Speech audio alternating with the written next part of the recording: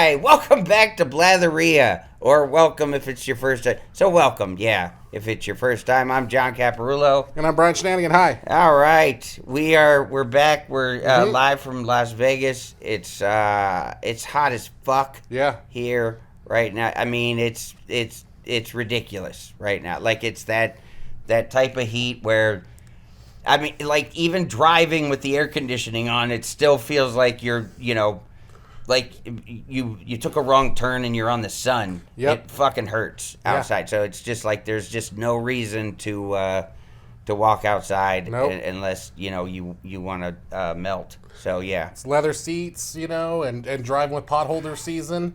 It's serious. It's stifling, man. I just went out to take out the fucking trash when I got home from Chicago, and I'm like, it's coming mad. Like it's just. Oh man. It's rough. When I first moved to Vegas, when I was getting my master's here, I guess the second time I moved to Vegas, I had a '68 Falcon, all metal car.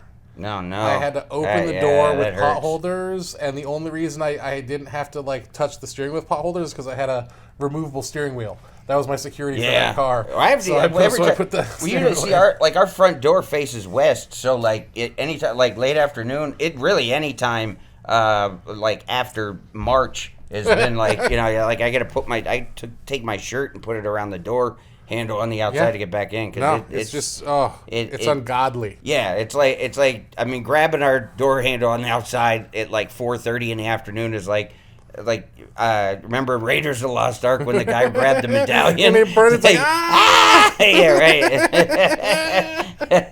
And then he took it to Belloc, and it was 6 Gadon height, but he didn't remember because on the back, he had to take back Bon Kadon to honor the Hebrew God. Anyway, look, we're just watch Raiders of the Lost Ark. Yeah, have you seen the new one yet? Yeah, you did see the new one. How was it? It's all right. You're generally a pretty positive guy, so I'm going to assume that sucked. In the end, he's not the main character. What did you think of the fourth Kingdom of the Crystal Skull? I mean, it was okay. It was the most unbelievable of all of them. Right. I mean, I still, if it comes in rotation on TNT, I'll still watch it. King of the Crystal Skull, I've had it. I mean, because I've owned the Indiana Jones pack on my iTunes for years, over 10 years. Since they had it, since I had iTunes, basically. But the King of the Crystal Skull, I heard so many bad things about that one that I didn't even watch it until I think I watched it for the first time maybe a month ago. Really? Might even been less than that. Because I'm sitting up here playing my drives on Madden, and I'm like I'm gonna shut up, dude. I'm gonna this fucking cat. I was playing my drives. I just put a movie on the movie screen, and so I got in. I was watching some Indiana Jones, and Raiders of the Lost Ark is one of the greatest movies ever. It just is. It's just unbelievably great. It just on all counts. The second one, Temple of Doom, would have been good if not for Kate Capshaw. If she and maybe I really shouldn't even put it on her. Let's just say the character Willie Scott. Okay, let's just say that character was because of the fucking unending annoying. Screaming. It was It was. She just was so annoying that it really just ruined that. It just made it so annoying. So it was hard to get into that one because of that. It was still. If you can get around that, it's okay, but it's hard to get around. Wow. And then Last Crusade. 2 is my favorite. That's amazing. 2 is one Temple of my of Doom is your favorite one? I think so, yeah. I mean, 3 and 2 are tied. Honestly, the first one is my least. Maybe it's because I've seen it so many times. Get the fuck out of here. Really? Yeah. Really?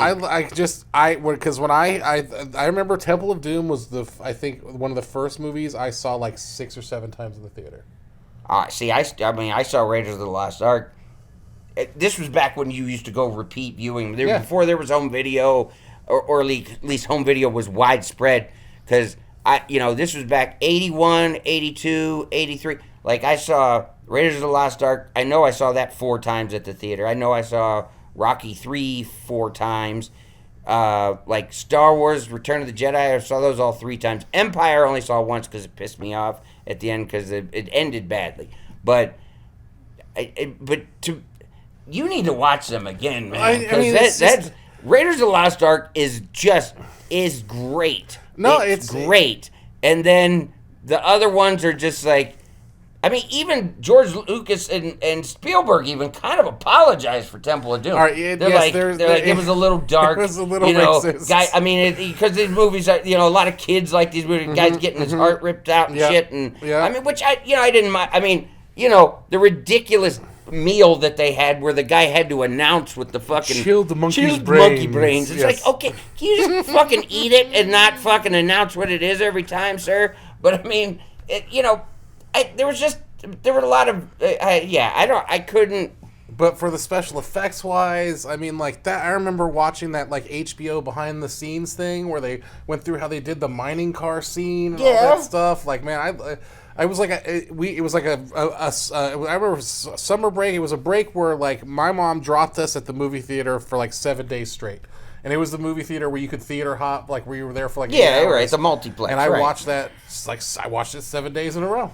I'm not saying, like, look, Temple of Doom was, I don't know, it was, it was decent. I don't know. I mean. But I also never saw Raiders of the Lost Ark in the theater. That might have been it. Maybe it was just because of the, And the first times I saw it were this shitty TV version.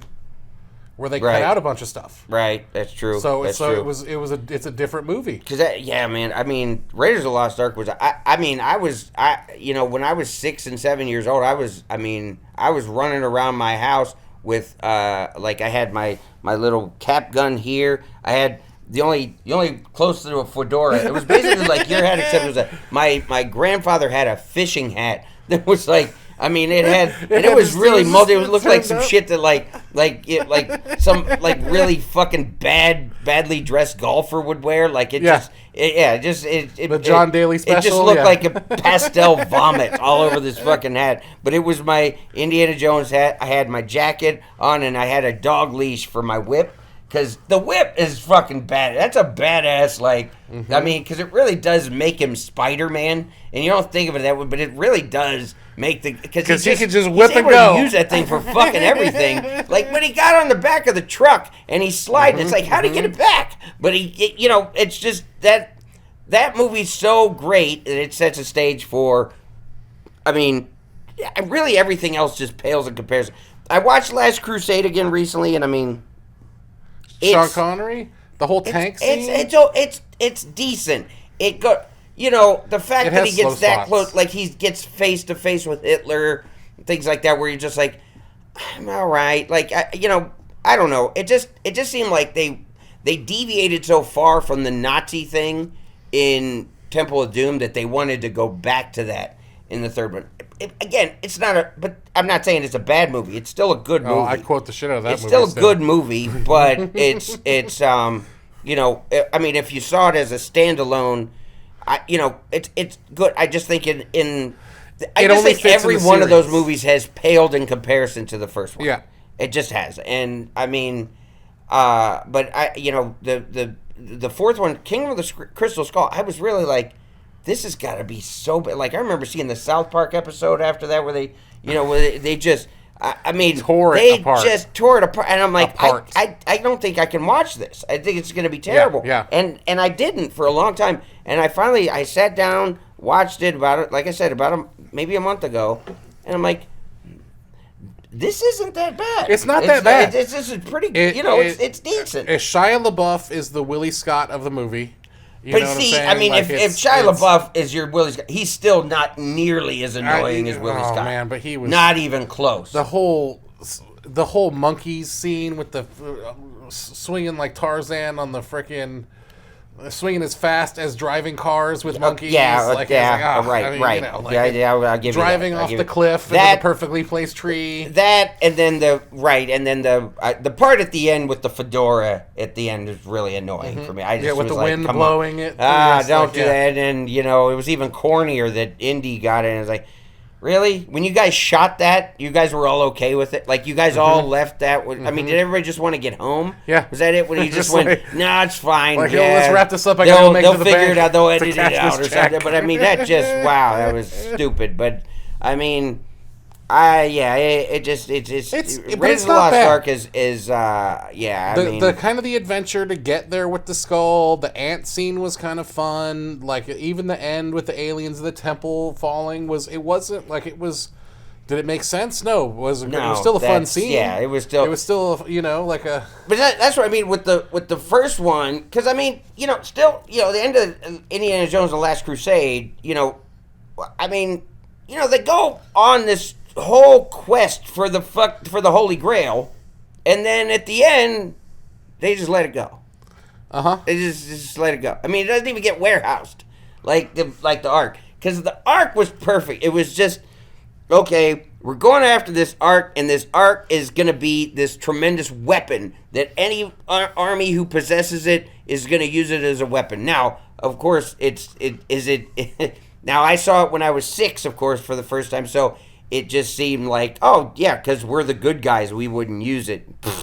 So I mean, it's a little far fetched as far as I can, but still, just the dynamic between him and Marion and everything, like the fact that she's gone for 2 movies too. I think that's a big part of what made those movies sort of pale in comparison, because the dynamic between Harrison Ford and Karen Allen was perfect. So why go backward in time for the second movie instead of going? I don't know. It's an imperfect series. It really is. It really is a series that.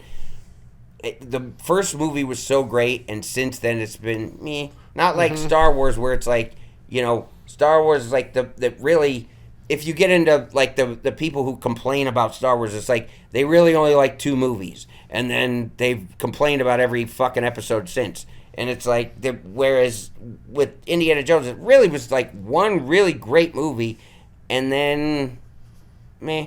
And then, they're just milking it for money. Yeah, they just kind of every few years they just keep, like what year is this one set in, the newest one? Like 60s, 70s. The like 60s? it's like later. Yeah, it's like Really? 50s or 60s. Yeah, it's I mean, later. well, yeah, because he's old enough to. Yeah. Yeah, I mean, I guess you would have to. No, I mean they have they have a flashback to him where they CGI'd him down on the Nazi train, where they have that whole thing, and then it's like he's like old man Harrison Ford, and just random. It was just like everywhere the Nazis kept showing up. It's just like wherever he was, the Nazis just instantly found him. It didn't matter where it was, and it was more this chick's movie. It was more his niece or whatever that lady was. It was more, okay. Once they introduced her, it was her movie.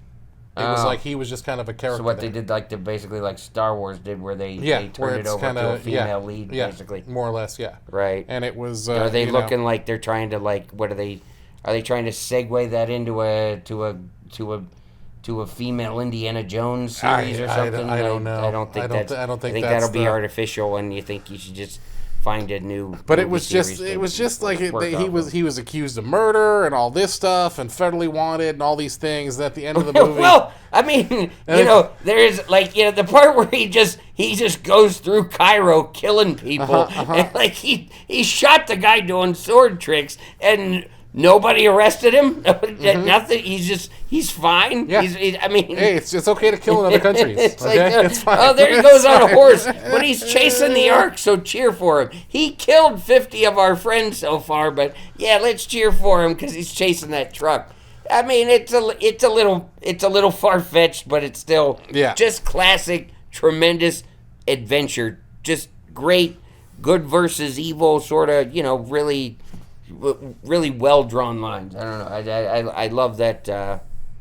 I love the first one, and but this one was this one felt like the most like cash grabby. It's like once you start CGIing the actors down for a good chunk of the movie, it's like, okay, guys, come on. Yeah. If you couldn't make this action movie with the old man, maybe this action movie didn't need to be made. Like it was okay, but it was for me. It was just kind of slow. It didn't really pace well. Yeah, and I needed more. So like the original was 2 hours, and it was They just keep getting longer with them, man. I mean, everything seems to be 2.5 at least, and they really do need to. Well, and you heard the whole thing about how Indiana Jones doesn't matter to the first movie whatsoever.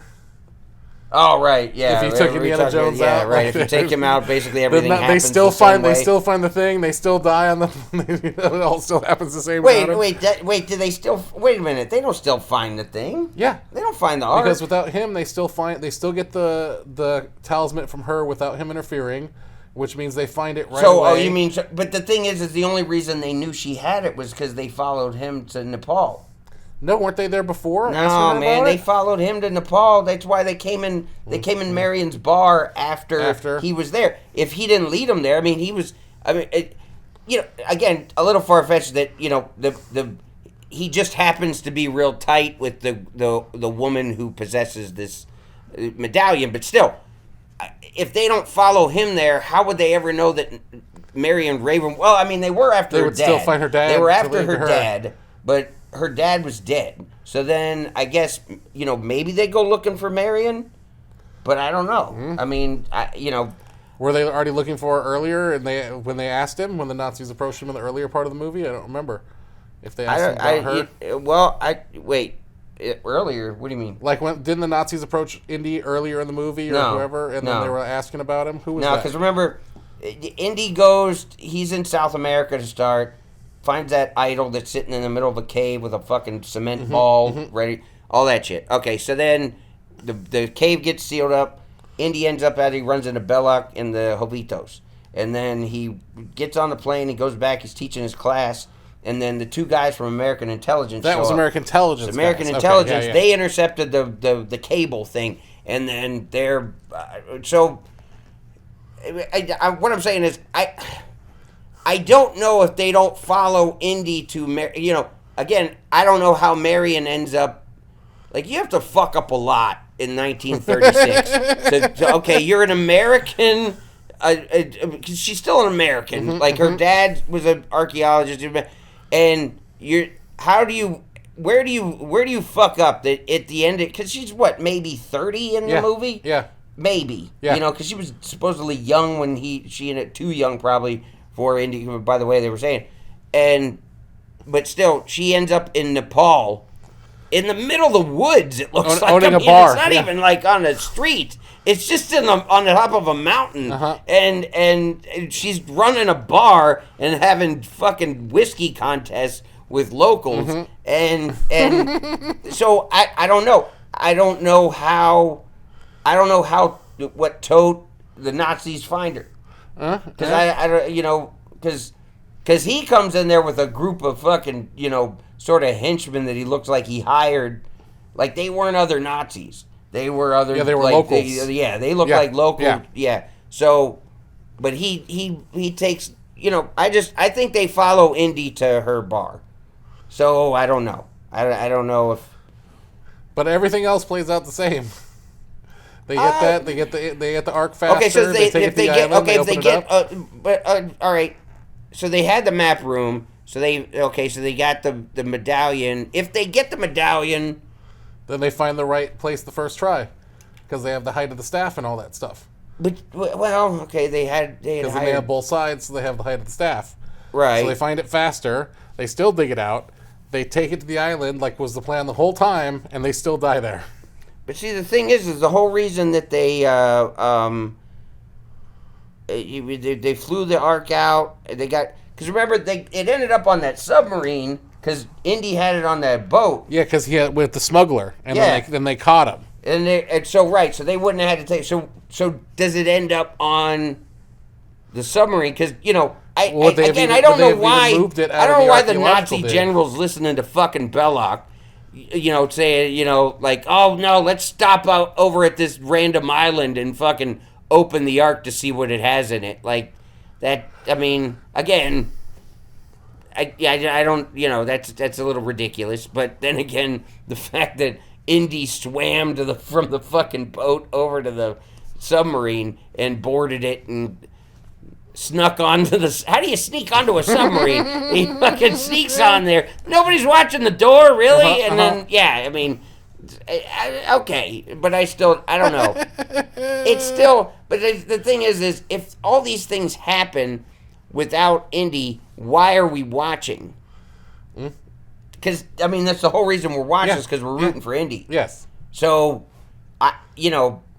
So all this stuff would have happened, but the thing is nobody would have given a shit. Correct. So, and in the end, he still was there to call the authorities to get the Ark. And still, the whole reason it ended up in the warehouse, safely tucked away in that warehouse, is because of Indy. Yeah. Because now, again, in 1936 with 1936 communications, I'm not so sure how they got off that island with the Ark. Because what the fuck are they going to do? I mean, everybody around you just got killed by ghosts, and you just wake up. All right, open your eyes, like, oh fuck. Now what do you do? Where are you going? Because I mean, what are you going to go back out to the submarine and go, hey, yeah, all your boys died, but give us a ride back to San Francisco? No, it's just that's nonsense. Because not all the Nazis were there. All right, there still had to be some guys at the docks, right? You have to figure they had to wait. Some guys were waiting at the boat, and it's like, okay, so what?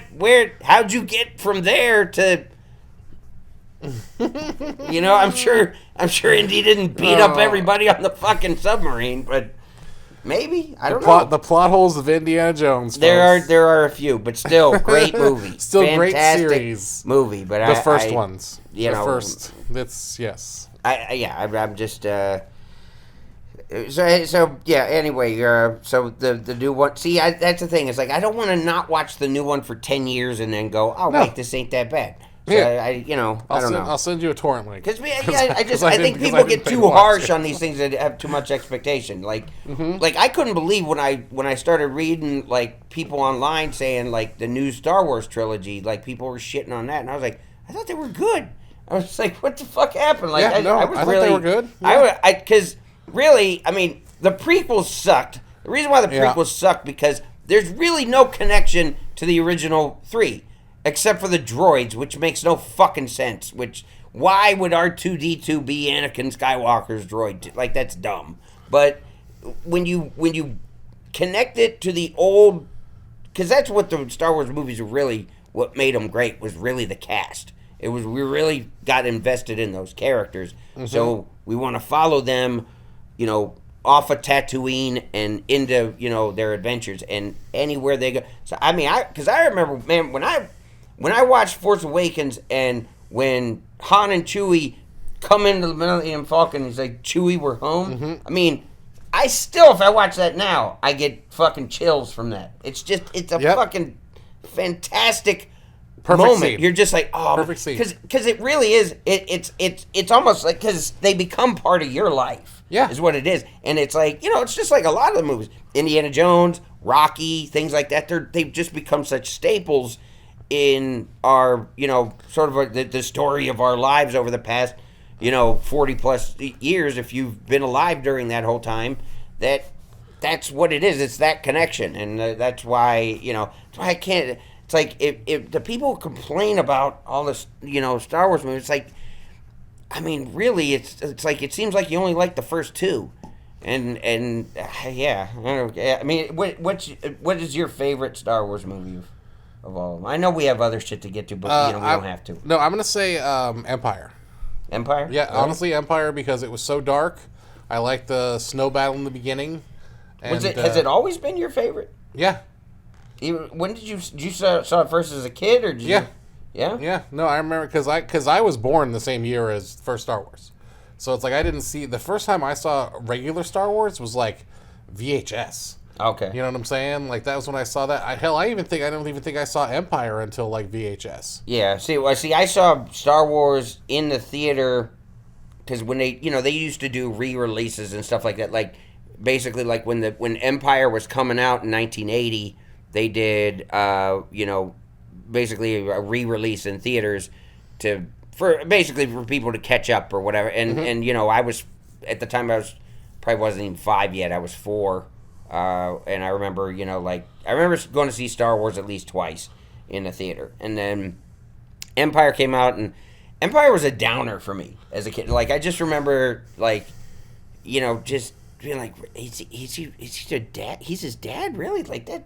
No. And it just was, I mean, I still had an Empire Strikes Back bedspread till I was in 10th grade. But I mean, I had I had the lunchbox and everything. I mean, I still into Star Wars, but once Jedi came in, Jedi was my favorite for a long time because in '83 it was like because it really it just basically resolved everything that sucked about the second one for me, which all the downer shit. Now later in life I'm able to watch Empire and really appreciate for how good it is, but still to me, if you ask me what my favorite Star Wars movie is, it's still Star Wars. It's still the first one. The first one is still my favorite. I mean, because it's just, it's just I've seen it the most. It's just so. I love that. It's movie. iconic. I love that. It's just great. And all these movies that we're talking about, I still quote like weekly. Like it's like they're in my like lexicon of like daily stuff I say. Yeah. It's just it comes like that. But it's like Same thing. Yeah. But Empire, I liked it because it was a war movie. It was like the first one was like, oh, we're rebels and everything, and the second one was like, oh no, this is a war. Like it's settled in. Like, oh, we're hiding from the Empire. Like it's like the Yoda training, all that stuff. Because like at that time, that was the first time we saw any Jedi shit. Yeah. Because the first movie, the only Jedi shit they had was him swiping at a laser ball. Yeah, there was no like that really. Yeah, until because Empire, it seemed like they were a lot more comfortable with themselves going, okay, we're going to do a bunch of these versus, we're just, we might only get one shot to do Star Wars, but yeah, all the Jedi's making things float and basically being magicians, essentially, all that stuff came in, more and more and more over time. And as I remember it, that's the first movie, like I remember seeing that besides, I guess, Back to the Future, that directly set up a sequel where you knew that there was a third movie coming. Yeah. It's like this where it was a cliffhanger at the end. The heroes didn't win at the end. Right. It was like that was the first, I feel like, for me in kind of cinema like that. Because most of the... Not a lot of movies, you see like that at all. Yeah, because most of the sci-fi stuff at that time, the same kind of time frame was all, like... Everybody wraps up at the end. Heroes happy, beginning, middle, end. Right. It was like that. You Was have the medal the ceremony thing. At the end. It's like that was the happy ending, basically. And it's like besides one of my other favorite movies of all time is the original Dune, with I never Patrick saw Stewart. that. I've heard it's a train with wreck. Sting. But I think it's a great fucking movie. I remember when it came out. It came out in '84, right? Yeah. But is it a train wreck? I mean, I don't think it's a really all the art pieces, Sting, great acting. I think it's a great movie. It's one of my Patrick Stewart. I mean, a young Patrick Stewart who still looks like he does as Captain Picard even back in the 70s. He's always been old. Permanently looks basically, like that. Yeah. But I mean, that's one of my favorite movies because in the end, that was also the same where they kind of won but they didn't win. It was like they're. I don't know. It's it's just I kind of like when it's not wrapped up in a neat bow. I guess it's because it's just different than because most movies it's happy ending, off we go, no consequences. Yeah, definitely. Definitely. I mean, really. I mean, because I try to think let's see. Other than Star Wars, okay. There's Star Wars. I mean, I guess the Jurassic Parks. I've always gone to see, as far as sequels, things like that. The Rocky movies I always did, even though Rockies weren't really set up to, I mean, it seemed like every one of them, it could have been the end, each time. Each time they just went, okay, we made it so we could keep going if you want. Or not. I mean, the Creed movies have been, really good. I mean, the first one was still the best one. But they've been pretty good. I like this last. I don't know if you saw Creed 3, but it's good. It's dark. Mm-hmm. It really does go to a place that's why I heard Sylvester Stallone wouldn't associate himself. Yeah. It's actually the first Rocky movie he wasn't in because he didn't like where they went with it. But the thing is I thought it was really it was interesting. It really did. They went to a place where they're like, all right, look, we're going to make our hero not so perfectly heroic, and we're just going to, suggest that maybe, I don't, did you see Creed 3?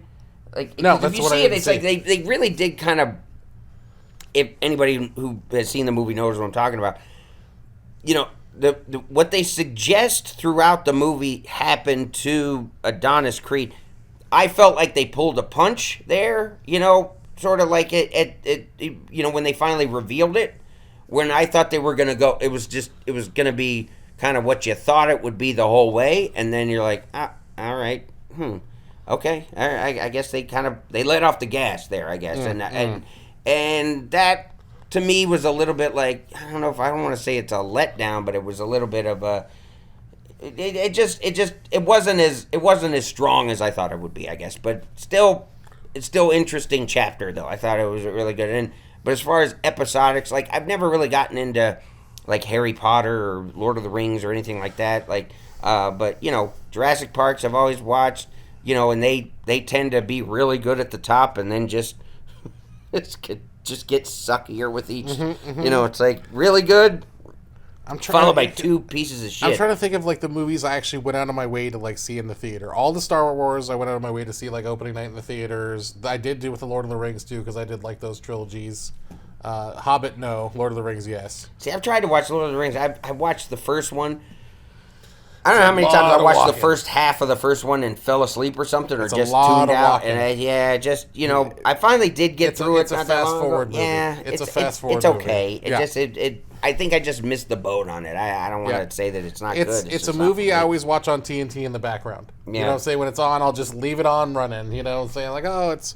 But I mean, in my, like, Back to the Future, still probably the best trilogy of movies. I love Back to the Future. The 2 and 3... I hardly remember... I really hardly remember either 2 or 3. I know what the plot is. I mean, I know, but, they were just, I don't know if they just came too late, because I remember, the second one came out in, 89, was it? I think it was 89. Yeah, and it was like, and I remember didn't they shoot them sort of simultaneously? Yeah. And it just, I don't know. It was okay for me, but it wasn't, I loved the first one. Loved the first one. And when I was a kid at the time, we had season pass to Universal, so we basically watched them film those movies when they were redoing the backlot and all that stuff, and it was like, it was just kind of, like I said, I had that more connection to the movie because like I saw the sets and everything as they were doing it. It's funny because that's one of those things. Like I have like a sort of a. It's weird for me to okay, like with my daughter. I mean, she's 8 now. Like a lot of times, like there's movies that like. I want to show her or whatever. Like, I think she would be... Because I was 10 when I saw Back to the Future in the theater. And sometimes I wonder, like... Well, will she get Back to the Future? Like, because the thing is... The present day in Back to the Future is so different from this present day. Like, because when you really... it's so hard to take any movies prior to the turn of the century... Or even before, like when smartphones and the internet became such a staple of our lifestyle. Yeah, it's hard pre-digital, you could say. Just the pre-digital revolution era. Film era. So when you watch anything from before that, it's like it's almost hard.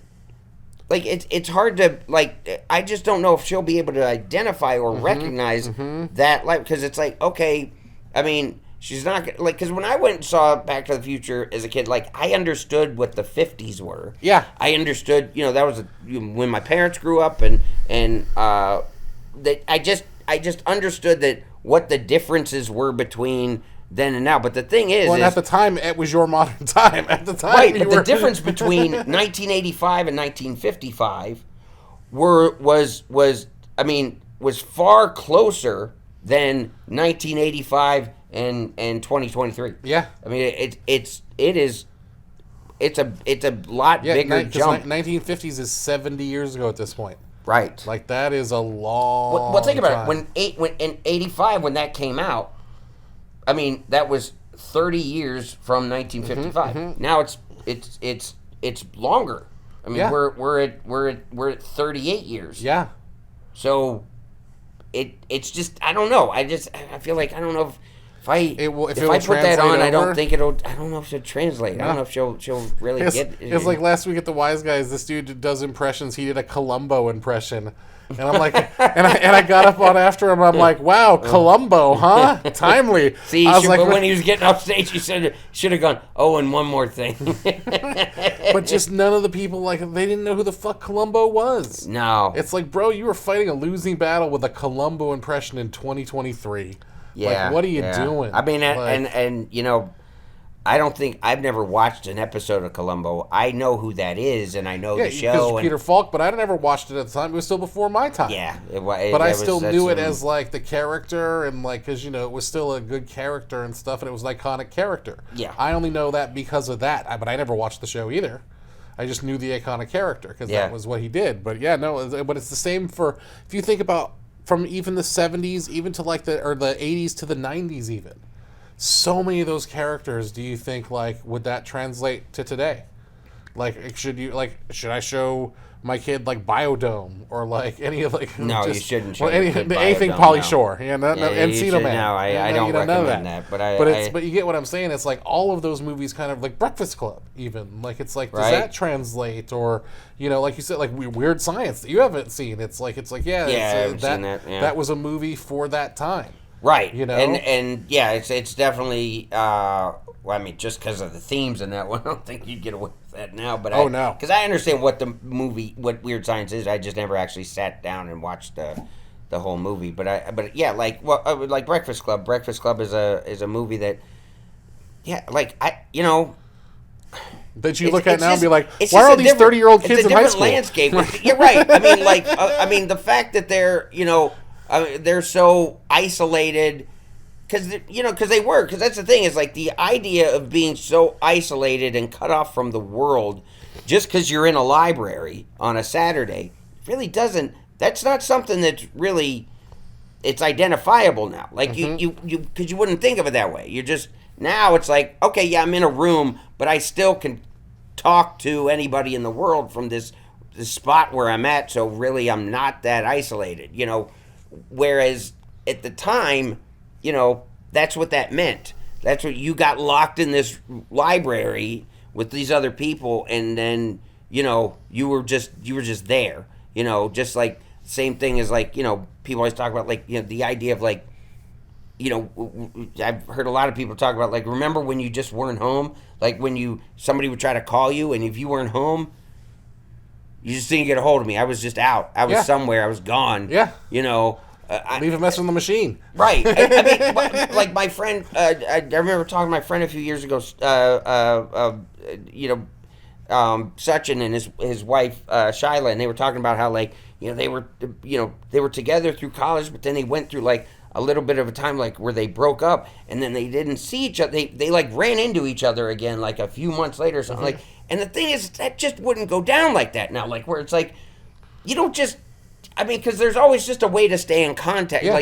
You can always... You see them on Facebook or you you can always keep lurking as a dude, or whatever. Yes. And it's it just... The dynamics are so much different now that it's it's just so hard to go, to now take my 8-year-old and go, okay, there's a lot of times where... she watches Jaws. She watches Jaws with me, and, I'm able to explain to her, she's never asked, I guess, but I just feel like I jumped the gun and explained to her, yeah, they can't get in touch with anybody because they're, there's no phones. They don't have a cell phone. They can't text. Phones. They don't have any. None of that shit exists. Again, I don't know why there's no second boat, but it's still, it's just stuff like that. I just wonder, would this be relatable or identifiable? I don't know. And even classic movies, Ferris Bueller's Day Off. You know what I'm saying? Does that translate now? It should be called Ferris Bueller's Series of Felonies, but it's does that translate? I don't know if you ever heard. There's that I keep every time I think of if you're into true crime at all, that Chandler Halderson case, the one from Wisconsin that killed his parents, that he's he's evil Ferris Bueller because he's just he was doing all that shit basically pretending to go to college, emailing his dad as the administrator, basically acting out the character. Told him he had a job at SpaceX. Just a total piece of shit. But he that's what. But when it comes to when go back to Raiders of the Lost Ark. Okay, if you're a kid in the '80s, the '30s wasn't that much different though technologically. To the 80s, TV and video games and stuff like that, okay.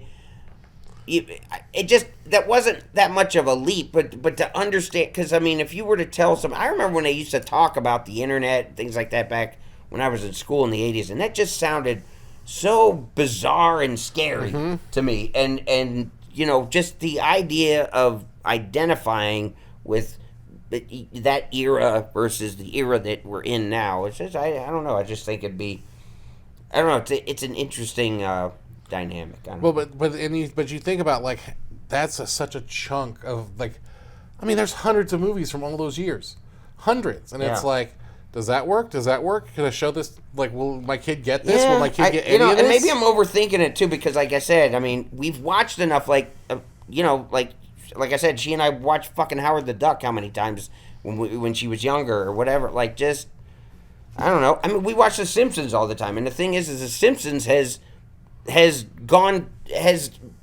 basically persisted through that whole changeover, basically. Like, it arrived prior to the internet and is still, gone all the way through. I mean, there's episodes from, like the computer war menace shoes and things like that from like season, I think 11 or 12. And, where they talk about, setting up a website and talk about the internet as this new thing, and this show's still around now. And it's funny to, but she watches that, and I don't think she has any problem understanding that. I don't know. But I've also tried to show my niece older cartoons though, and like she ain't got nothing on. She don't like the Thundercats. She don't like the old stuff. It doesn't translate. It's like just some of the stuff don't. Right. Don't come up to this. Pokemon still works. She still loves the Pokemon, but that's that's been on for like the same thing. It's been on for 30 years basically. Yeah, I don't know if I'd try to show my daughter Thundercats. I was never. I mean, I watched Thundercats a little bit, but she and I have watched like Looney Tunes. Like that's still yeah, funny. Looney Tunes like, still timeless. Yeah. But it's like, I went to all the old shows like Silverhawks, all that stuff. She even liked Darkwing Duck. I'm like, how you not like Darkwing Duck? That's my boy.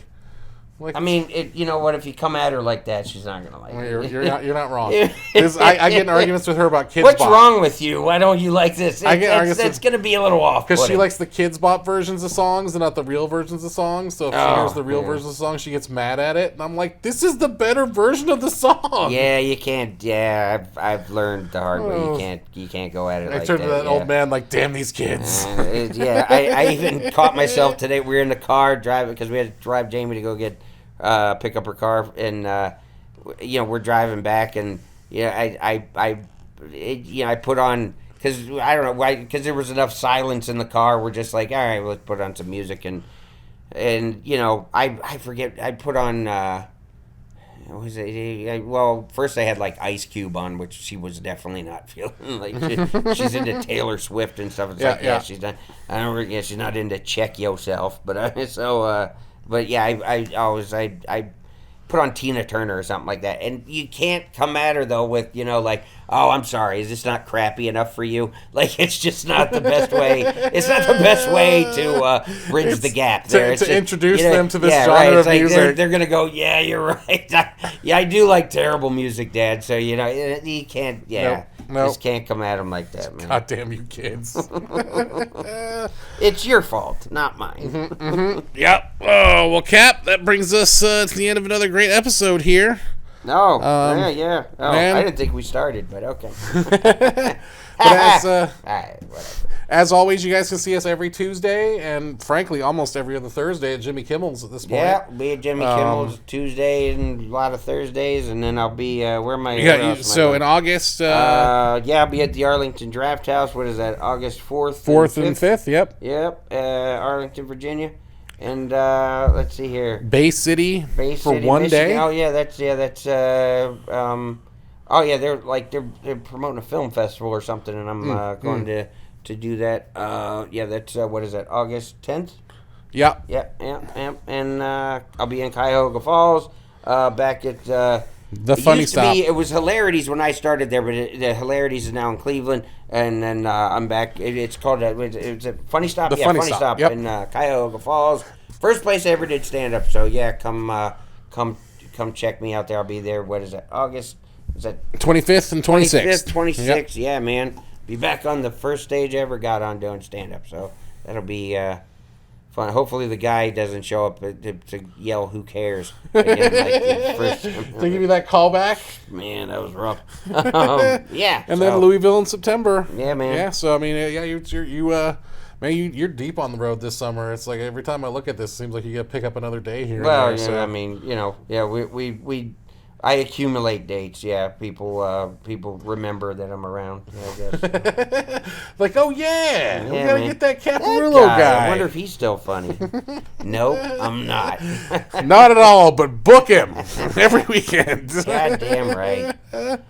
But yeah, there's another good week here coming off the bye week. I feel like we had a good episode. And check out our other podcast, Killing Crickets, out now. We're on episode 6 as of this week and going strong, getting good feedback. People are liking it. Cool. So sounds good to me. Other than that, anything else, Cap? No, not a damn thing. All right, then we out. All right, thanks for watching. See you next time. Deuces. Peace.